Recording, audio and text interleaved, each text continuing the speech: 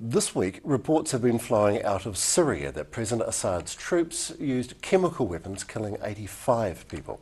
This very afternoon, American President Donald Trump ordered an airstrike on Syria.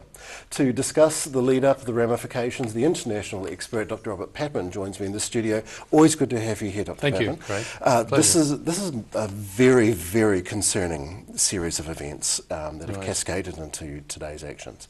Can we have a bit of a framework from you? Yes, the week began with members of the Trump administration saying they were looking for cooperation with the Assad regime into intensifying the fight against ISIS in the Syrian civil war. Okay. On Wednesday, things began to change dramatically when the administration was outraged to discover that the dictatorship in Damascus had dropped chemical weapons in a suburb controlled by the rebels in northern Syria. That's those hideous pictures of the siren. Yes, 85 people killed, mainly children. Yeah. And I think Mr. Trump was genuinely affected by the images. The other thing was he had very good intelligence from American intelligence services that Assad was responsible. Apparently they had monitored the takeoff of the aircraft. Right. They knew precisely where the aircraft came.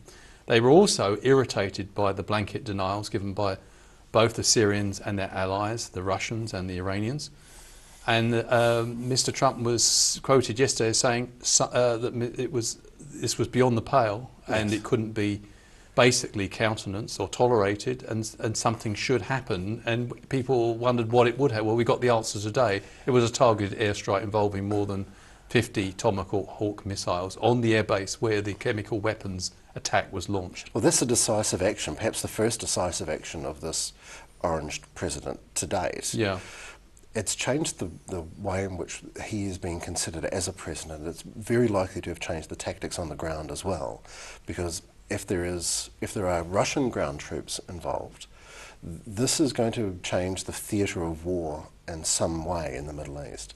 This has got massive implications. Firstly, we do not, although this is a U-turn by Mr. Trump, this use of military force in Syria. He warned Mr. Obama never to use military force in Syria. He said it was, a waste of America's resources, it wouldn't get us anywhere. And yet, once he got into office, he decided that this was the right thing to do. We now wait to see if this attack or military retaliation against Assad is part of a new coherent policy.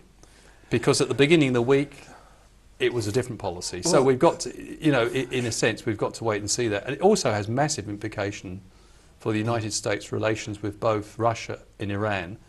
Apparently, the Americans did warn the Russians shortly before the Tomahawk missile attack to evacuate from the airbase in question. So they did get some warning, but we still don't know, and we'll probably find out over the weekend whether there were Iranian or Russian casualties as a result of this airstrike. Watch this space.